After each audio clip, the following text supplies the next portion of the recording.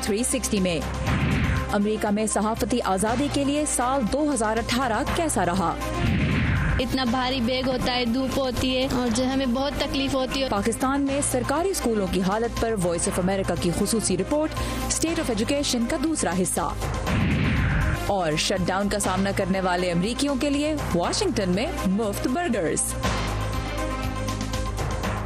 अस्सलाम वालेकुम, voice of America के वाशिंगटन स्टूडियो में खुशामदीद। व्यू 360 के साथ मैं हूँ सारा जमान। आप सबको नया साल मुबारक। आज नए साल का पहला दिन है और अमेरिका में वफाकी हुकूमत जुज़वी तौर पर बंद ही है। सदर ट्रंप और डेमोक्रेट्स के दरमियान बॉर्डर सिक्योरिटी के इक़दामात पर जल्द इत्तफाक़ राय का इम्कान भी कम ही है। दूसरी जानिब अमरीकी सदर ने अपने एक और मुतनाज़ा फैसले का दिफा किया है, लेकिन साथ ही उसमें कुछ तब्दीली का इशारा भी दिया है। सदर ने हाल ही में ऐलान किया था कि वो शाम से जल्द अमरीकी फौजी वापस बुला रहे हैं। इस फैसले पे उन्हें कड़ी तनकीद का सामना था। तो इस वक्त हम चलेंगे सहर माजिद के पास, जो कैपिटल हिल पे हैं। सहर, सदर अब क्या कह रहे हैं? जी सारा, सदर डोनाल्ड ट्रंप ने अपने एक हालिया ट्वीट में कहा है कि वो अमेरिका के पहले सदर हैं जो अपनी अफवाज को मुल्क वापस बुला रहे हैं। उसके बावजूद मीडिया उनको कड़ी तनकीद का निशाना बना रहा है। शाम से अमेरिका की फौज को वापस बुलाने के अपने फैसले पर वो कायम तो ज़रूर हैं, लेकिन 30 दिन के बजाय अब उन्होंने 4 महीने का वक्त दिया है। उन्हीं की पार्टी के अहम अरकान का मानना है कि शाम से अफवाज वापस बुलाने का उनका ये फैसला दुरुस्त नहीं है। मज़ीद तफसीलात के लिए देखते हैं ये रिपोर्ट। अमरीकी फौजी दस्ते अब भी शाम के इलाके मनबीज का गश्त कर रहे हैं। ये इलाका तुर्की की सरहद से मिला हुआ है, जहां दाइश ने 2016 में कब्जा किया था। 2 हफ्ते पहले सदर डोनाल्ड ट्रंप ने शाम में मौजूद तकरीबन 2000 अमरीकी फौजियों की फौरी वापसी का ऐलान किया था, मगर अब सदर ने ट्विटर पर फौरी के बजाय आहिस्ता आहिस्ता उन फौजियों को वापस लाने का पैगाम दिया है जो अब भी दाइश के ठिकाने खत्म करने में मसरूफ हैं। यही पैगाम एक अहम रिपब्लिकन सेनेटर लिंडसे ग्रैहम ने भी हाल ही में दिया, जो फौज वापस बुलाने के खिलाफ हैं। हमने इस सूरत हाल से वक्फा लिया है। हम जायजा ले रहे हैं कि सदर के इस मकसद को कि दूसरे भी अपना हिस्सा खुद डालें कैसे हासिल किया जा सकता है। सदर ट्रंप भी अक्सर दूसरे मुल्कों पर जंग के अखराजात का बोझ उठाने पर जोर देते हैं। अगर वो चाहते हैं कि हम जंग लड़ते रहें तो इन्हें भी इसकी कीमत देनी होगी, और इसका मतलब माली मदद भी है। हम बेवकूफ नहीं हैं। अमरीकी फौज की वापसी से पैदा होने वाली सूरत हाल का जायजा लेने के लिए तुर्की और रूस के वज़राए खारजा ने हाल ही में मुलाकात की। तुर्की की सरपरस्ती में लड़ने वाले जंगजू और रूस से मदद लेने वाली शामी फौज मनबीज मुंतकिल हो रही है, जहां कुर्द और तुर्क जंगजुओं के दरमियान लड़ाई का इम्कान है। रिपब्लिकन सेनेटर मार्को रूबियो ने खबरदार किया है कि शाम से अफवाज हटाने का मतलब है अमेरिका का अब शाम की सूरत हाल में कोई असर रसूख नहीं होगा। ये फैसला फिर तुर्क, रूसी, ईरानी और असद हुकूमत करेगी। इनमें से कोई हमारा भला नहीं चाहता। और सदर ट्रंप का शाम से अमरीकी अफवाज बुलाने का फैसला वो था जिस पर वजीर दिफा जिम मैटिस ने इस्तीफा दे दिया। आज पेंटागन में उनके बगैर पहला दिन है।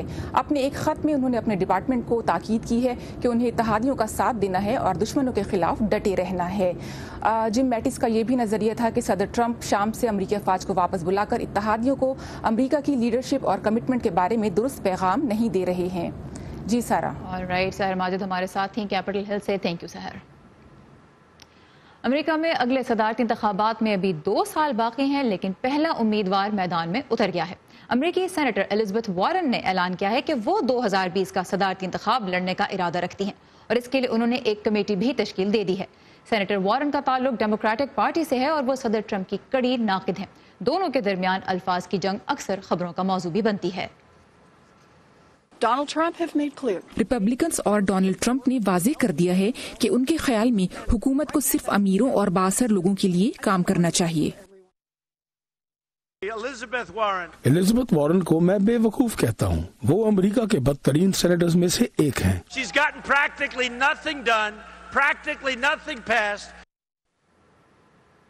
सियासत के मैदान में गहमा गहमी का आगाज हो गया। साल 2018 अमेरिका में आज़ादी सहाफ़त के लिए एक मुश्किल साल रहा। इस साल पहली मरतबा सहाफ़ियों की आलमी तंजीम रिपोर्टर्स विदाउट बॉर्डर्स ने अमेरिका को उन मुल्कों में शुमार किया जहां सहाफ़ी शदीद खतरात से दो चार हैं। ये साल अमेरिकी सदर और उनकी कवरेज पर मामूर रिपोर्टर्स के दरमियान भी शदीद महाज़ाराई का साल रहा। तो पेश है अमेरिका में 2018 के दौरान आज़ादी सहाफ़त की सूरत हाल का एक जायजा।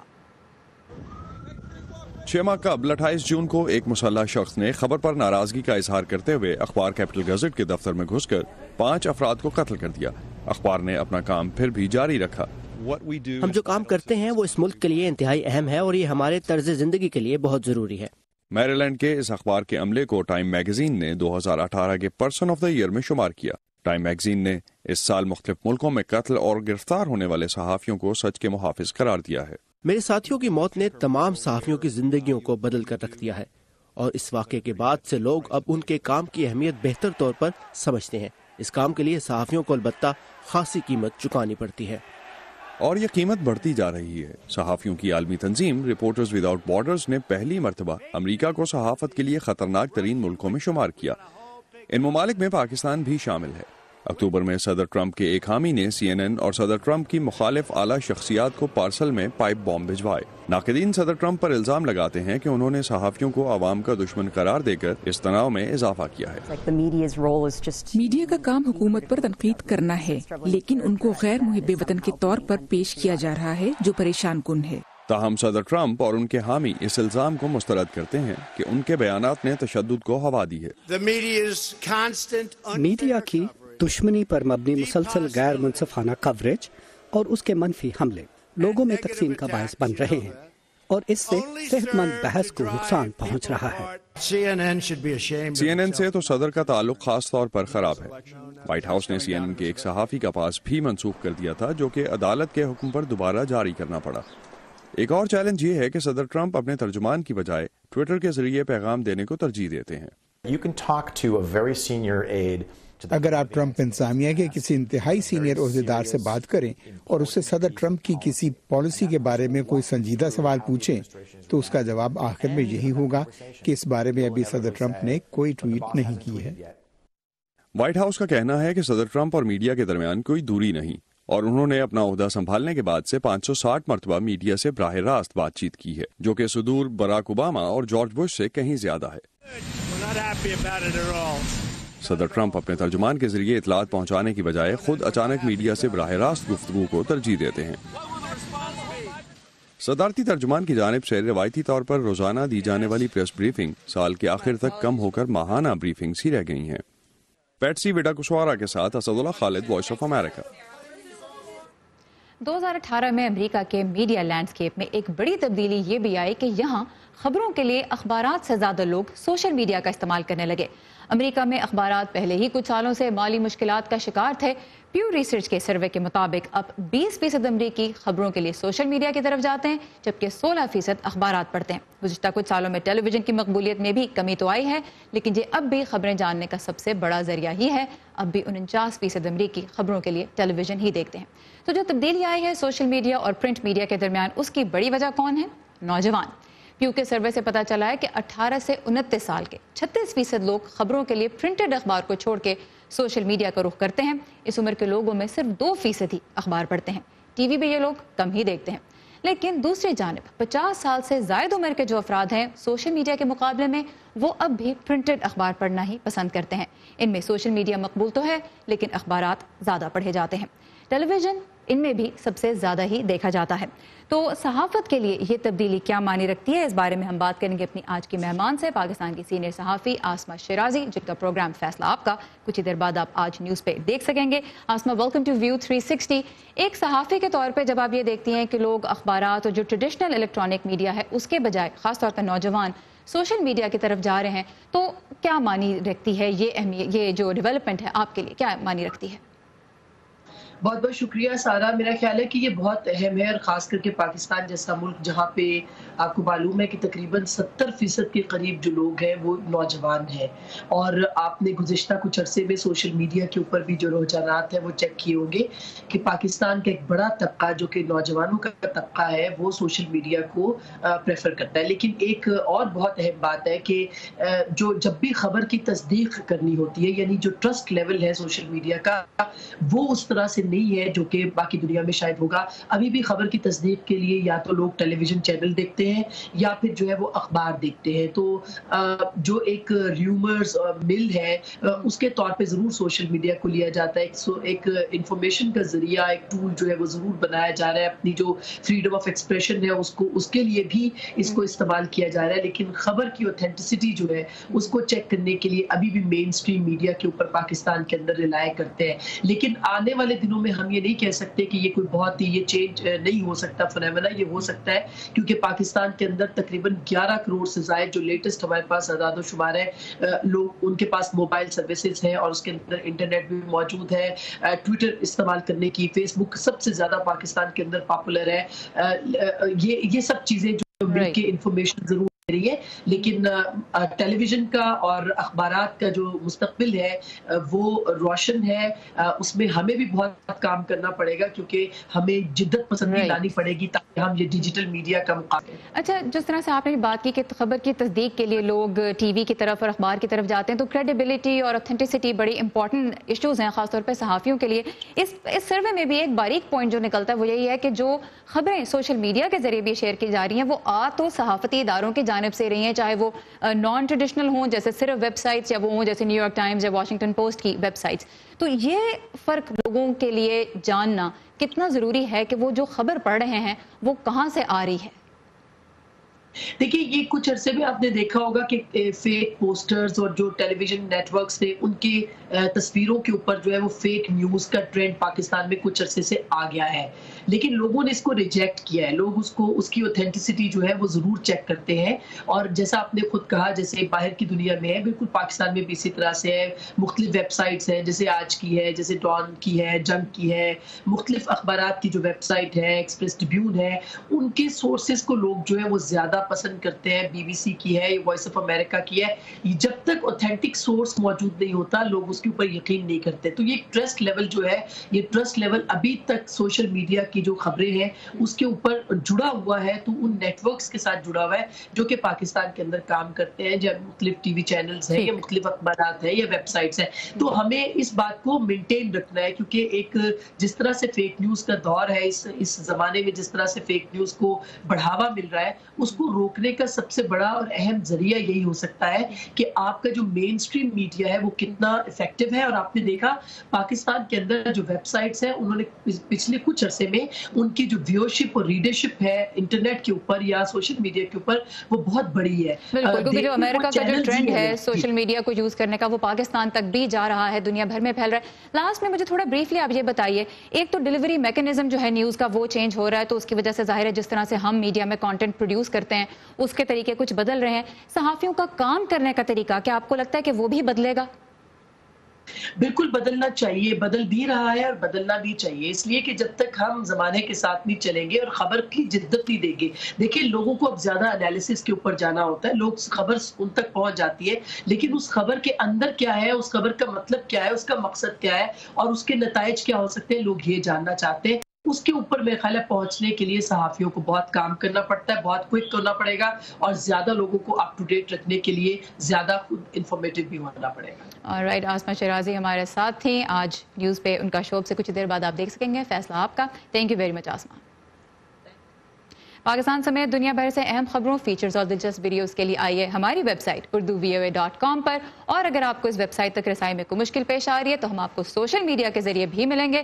آئیے facebook.com/VOA اردو کے پیج پر, اور اس کے علاوہ آپ اردو VOA کی موبائل ایپ بھی ڈاؤن لوڈ کر سکتے ہیں بآسانی.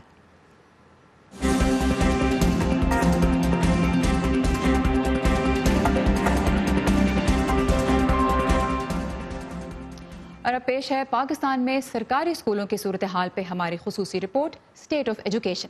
نئے سال میں مسائل تو پرانے ہی ہوں گے اور خاص اہمیت کے حامل ہیں شعبہ تعلیم کے مسائل, کیونکہ یہی وہ شعبہ ہے جو مستقبل کے معمار تیار کرتا ہے. تو آج ہم بات کریں گے صوبہ سندھ کی, جہاں اربوں روپے کے منصوبوں کے باوجود اسکولوں میں بچوں کی تعداد بڑھنے کے بجائے کم ہو رہی ہے.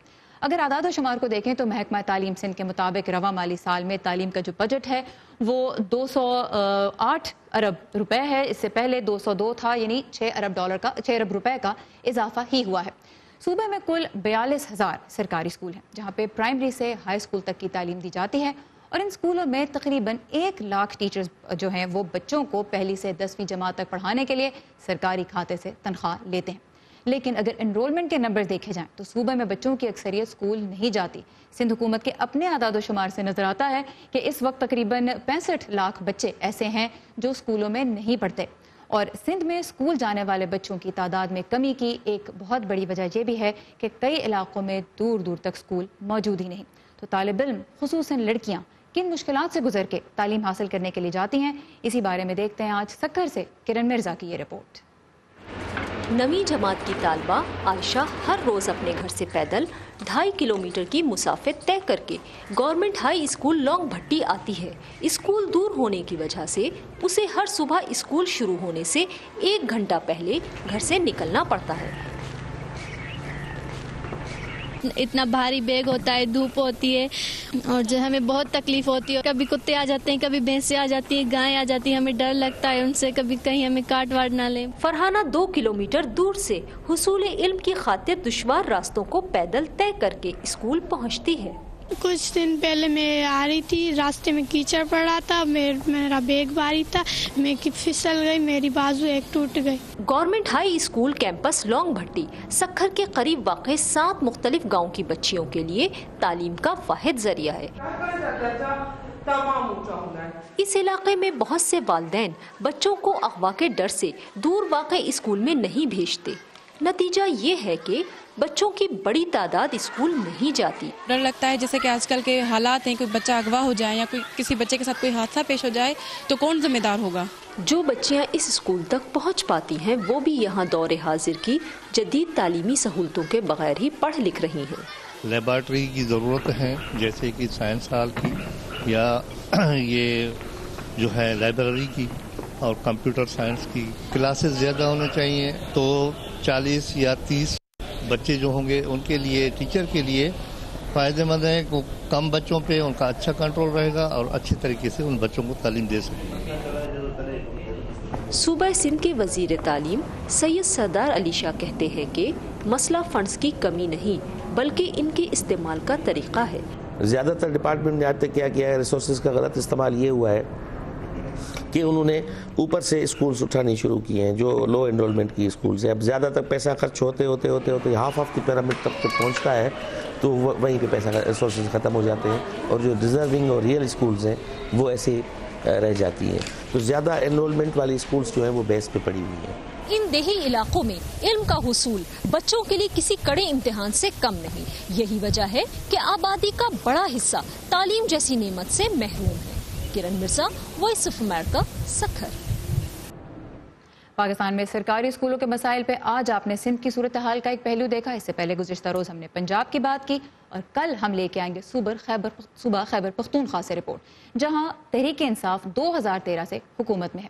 یہ رپورٹس پیش کرنے کا مقصد نئے سال میں نئے اور منفرد آئیڈیا گفتگو کو جنم دینا بھی ہے. تو مسائل کے حل کے بارے میں مل کر سوچنے کی اس کوشش کے لیے ہمیں جوائن کیجیے. آئیے facebook.com/VOA اردو کے پیج پہ اور ہمیں بتائیے کہ آپ کے خیال میں مسئلہ ہے کہاں. پاکستان میں سرکاری نظام تعلیم کیسے بچوں اور ملک دونوں کی ضرورت پوری کر سکتا ہے. کہتے ہیں کہ خبریں تو بھائی لوکل ہوتی ہیں، لیکن جب ہمارے اور دنیا بھر کے مسائل ایک سے لگنے لگے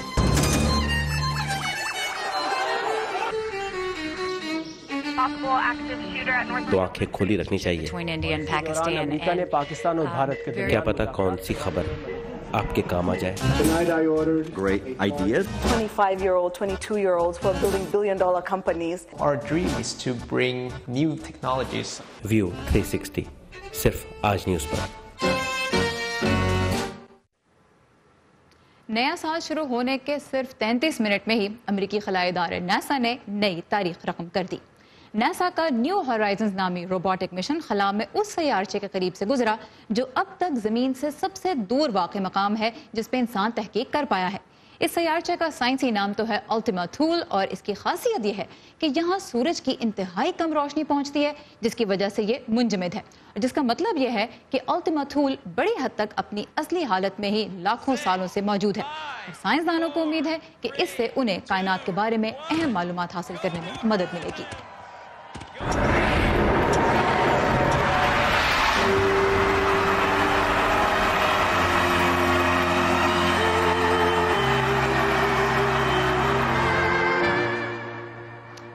خلا کی تو ہم نے بات کی، جہاں زمین پہ دنیا بھر میں ہی لوگوں نے نئے سال کو رنگوں اور روشنیوں کے ساتھ خوش آمدید کہا۔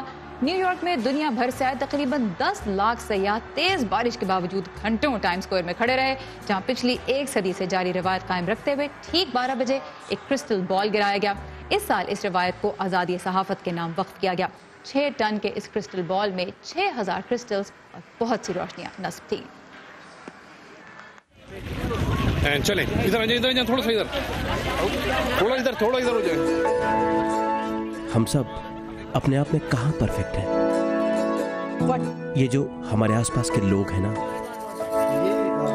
وظیفہ کا جب اس کے بازو پروستھیٹکس لگا، یہی ایک دوسرے کو بہتر بناتے ہیں اور پھر مل کر ایک بہتر ملک بناتے ہیں ہم۔ لیکن ملک بھی اپنے آپ میں کہاں پرفیکٹ ہوتے ہیں؟ تو دنیا کے دوسرے ملک ایک دوسرے کے لیے ہاتھ بڑھاتے ہیں، ایسے ہی تو ایک بہتر دنیا بناتے ہیں ہم۔ One teacher, one book and one pen. اور دنیا میں کہاں کیا ہو رہا ہے، ہندوستان اور پاکستان اسی لیے تو دکھاتے ہیں۔ نئے وزیر اعظم عمران خان نے اس ایگزیبیشنز کے ڈیزائنر ڈونلڈ ٹرمپ کی حمایت کا ورنہ اپنے آپ میں ہم سب کہاں پرفیکٹ ہیں؟ یہ میں ہوں آپ کا میزبان خالد حمید۔ ویو 360 صرف آج نیوز پر۔